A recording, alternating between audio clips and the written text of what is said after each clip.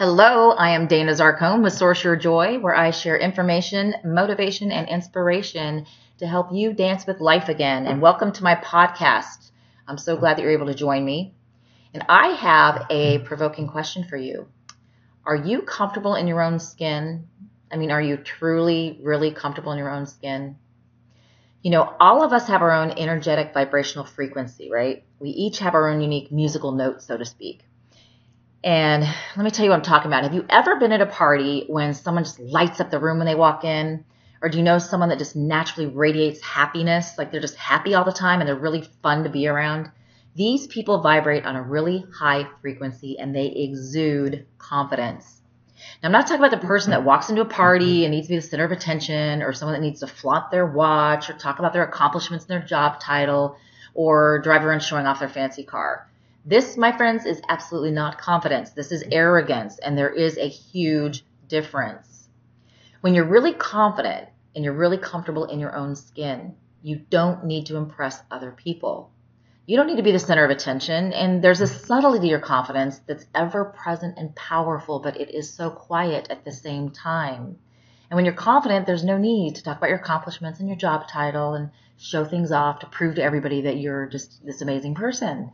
Because you're comfortable. You don't need to impress anybody. You're comfortable exactly who you are.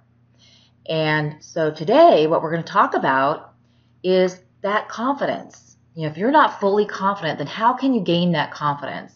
Today, I'm going to talk about the 5 powerful confidence boosters that you can practice daily.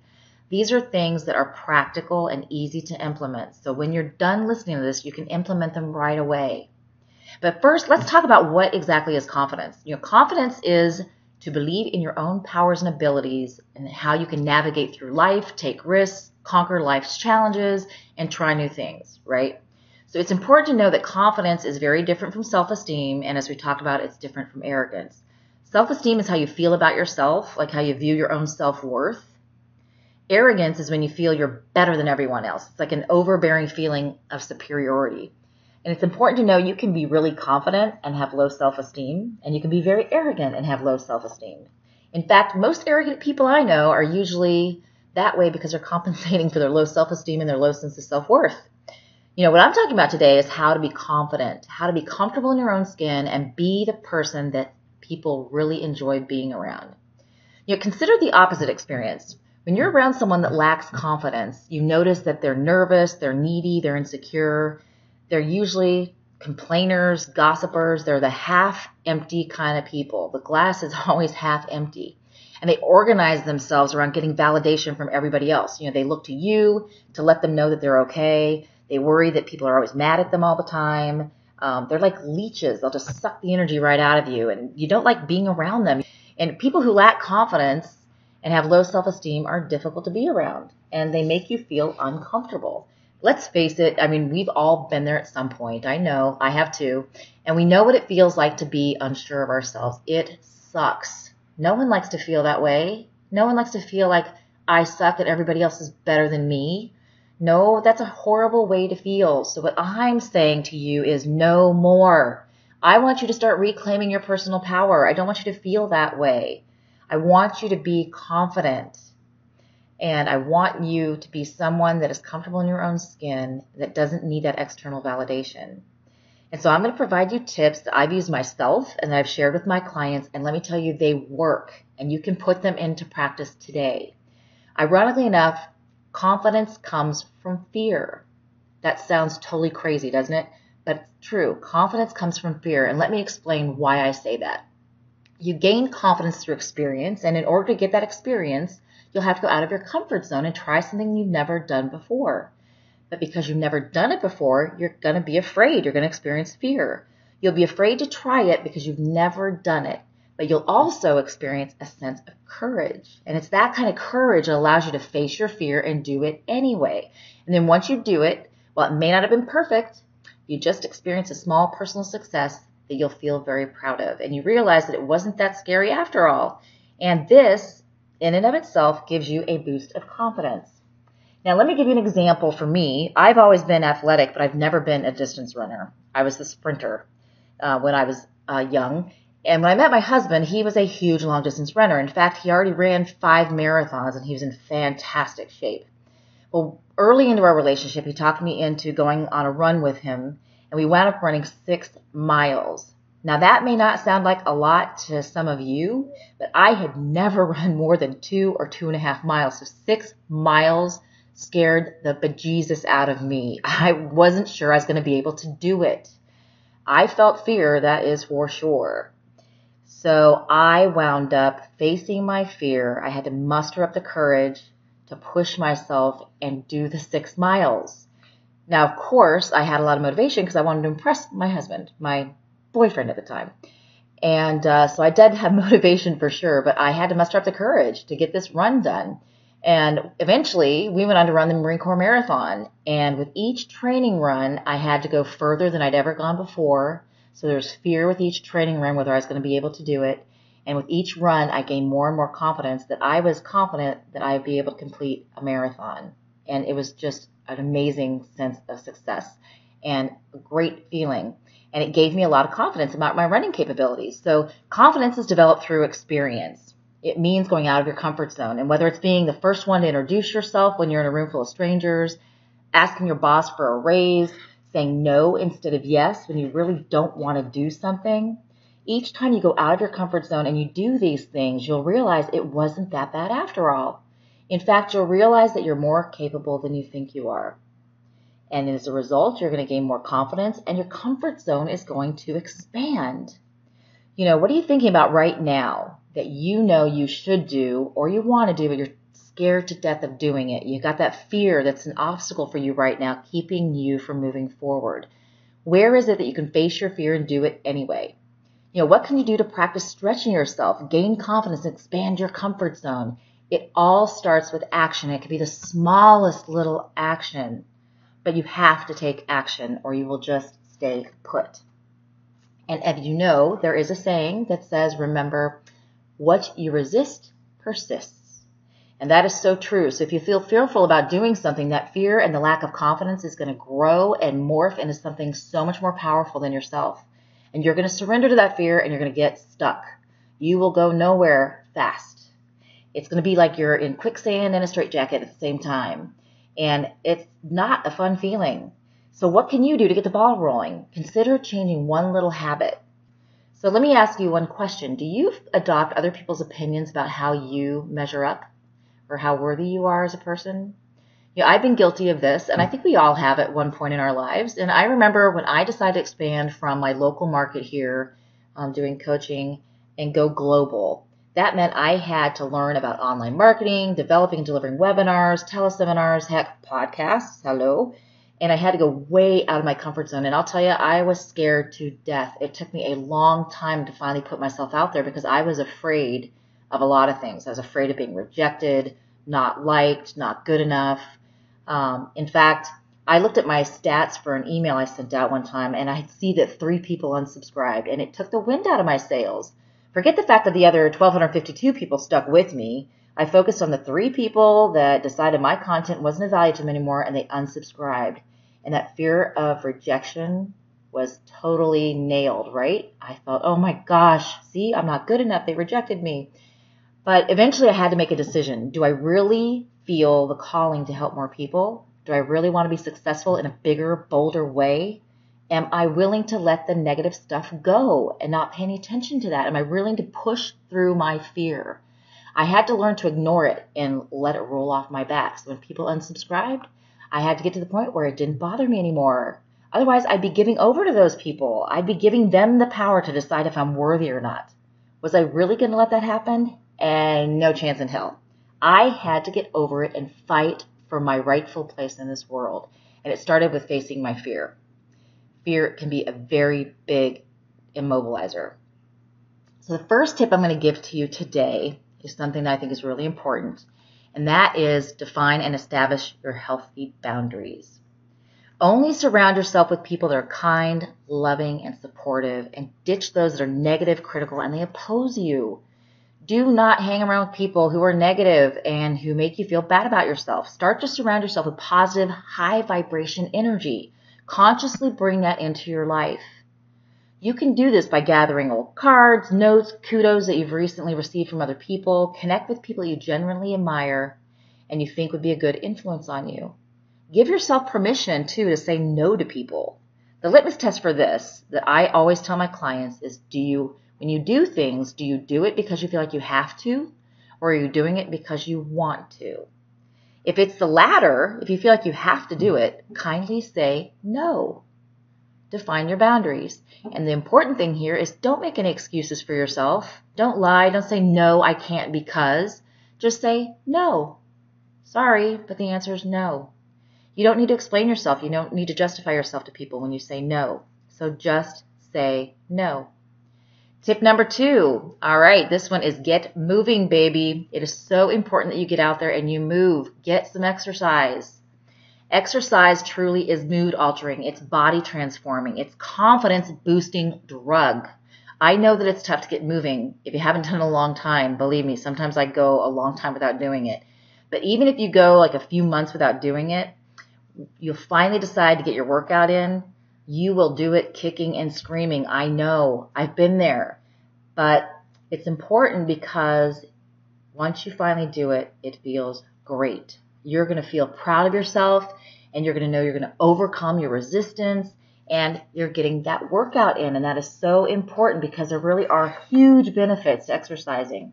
And I know I feel awesome physically, mentally, emotionally when I exercise. Exercise truthfully is addicting, and it's so good for you on all levels. So please get some exercise in. Commit to getting just 30 minutes a day in of heart rate boosting workout every day.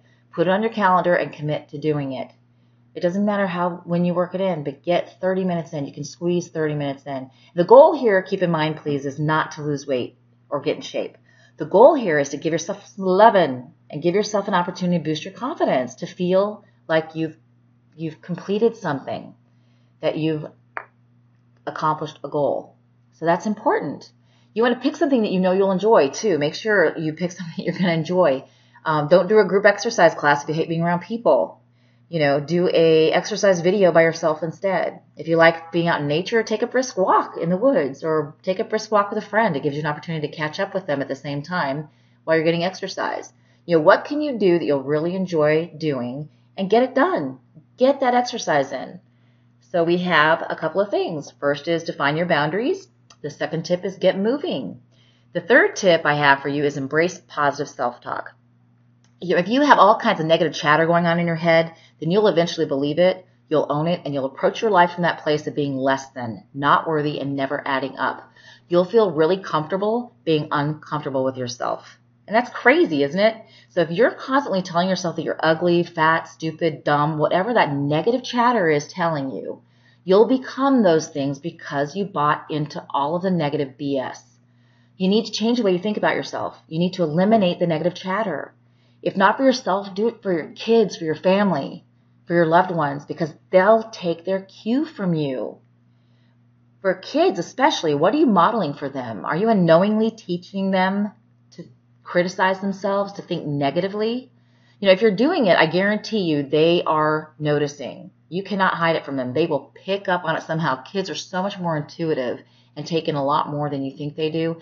They'll see how you look at yourself in the mirror, or they'll hear you make a comment about your weight. They'll see it and they'll internalize it, and they will learn to model your behavior. There's no time like the present, guys. Let's stop this negative self-talk today. Set the intent and make a decision today to get real with yourself and course correct. Make a list of all the negative thoughts and opinions you have about yourself and write a statement that says the exact opposite. This is an exercise I want you to do. It's very powerful. It sounds simple, but it's powerful. If you normally think you're fat, the exact opposite would be I'm skinny. Well, maybe you being skinny isn't true, right? So you can't quite get there. But what you can say is I'm beautiful and I love myself just the way I am. Because when you say I'm fat, it means I'm less than, I'm not lovable, I'm not good enough.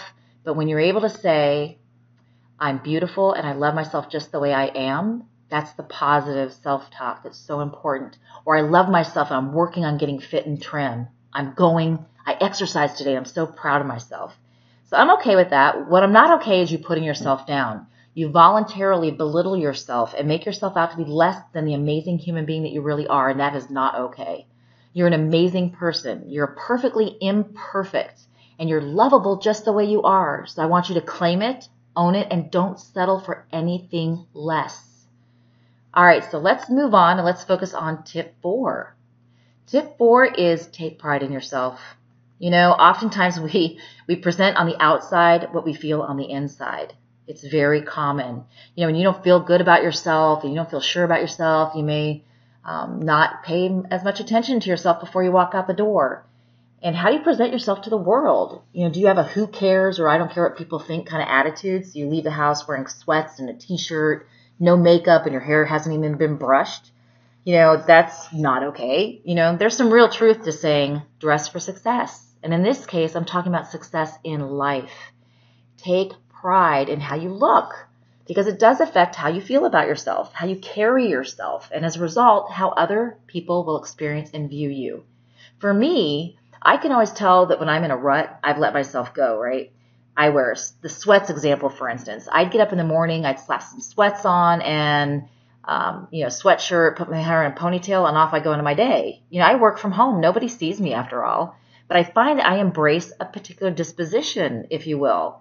When I'm dressed down and kind of sloppy, if you will, I'm less motivated. I'm not thinking as sharply. My posture's bad. I notice I am not producing. I'm not as motivated as I usually am. And so I notice a total transformation when I get dressed for the day and when I sit up and I concentrate on my posture and my projection. This podcast is a great example. I know you can't see me, but the fact that I took a shower, got dressed, and got ready shows in a way that I'm projecting myself. If I was wearing sweats and a ponytail and stuff, I would be putting out a whole different energy. You would hear and know the difference, and you'd experience me differently. Now, when I talk about presenting yourself with pride, I don't mean to do it to please anybody else. I'm talking about doing it for yourself. So you feel better about yourself and you radiate that confident energy that everybody likes to be around. What can you do to feel better about yourself? Maybe you need to take a few extra minutes a day doing your makeup or put more thought into the outfit you choose rather than slapping on whatever you see first in your closet. Or heck, go put on a pair of heels instead of flats that you always wear. These little changes can go a long way. And when you dress better, you'll feel better. You're going to feel more confident. You'll act more confident. You'll raise your energetic vibration, and you'll attract people and things into your life that have that same high vibration. So even just a simple thing of taking more pride in yourself and the way you present yourself is going to change the way you feel about yourself and the way others view you. All right, so the last quick tip I want to leave you with is this. Develop an attitude with gratitude. When you're appreciative and you're thankful for what's present in your life, even if it's not perfect, whose life is perfect anyway, right? You're able to shift your energy and raise your vibration because gratitude is a positive energy. Make a list of everything you're thankful for, no matter how little it may seem. Oxygen could be on your list. And embrace the energy that you create by doing this. Make a list of everything you're thankful for and embrace the energy that you get by doing this. Then take a moment each and every day to say thank you. Be thankful for what you receive, and this includes compliments. So often I see people, my clients, my friends do it, where when someone compliments them, they kind of brush it off or make an excuse. And they defend against it. And when someone compliments you, I want you to take it in and appreciate the gift you've just been given and say a simple thank you. All right, so you've got some great tips today. That's it for today's episode. Please practice these tips to boost your confidence on a daily basis, and I guarantee you will shift your attitude, your relationships, and your life. These are very simple daily tips that you can practice every day, and a simplicity. Sometimes, whenever they say, great things come in small packages, and this is no exception. You can really go a long way with this. So please consider using these tips so that you can shift your attitude, your relationship, and your life. One quick request before I go. If you can click on the link below and give me some lovin' by way of a review on iTunes, I'd really appreciate it. And if you know someone that can really benefit from this, give them a gift by sharing this with them so they can start to boost their confidence too. You can share it directly from iTunes. I think that's probably the best way to go. But thank you so much for being here. Until next time, remember to be amazing, source your joy, and continue to dance with life. All right, we'll see you next time. Thanks.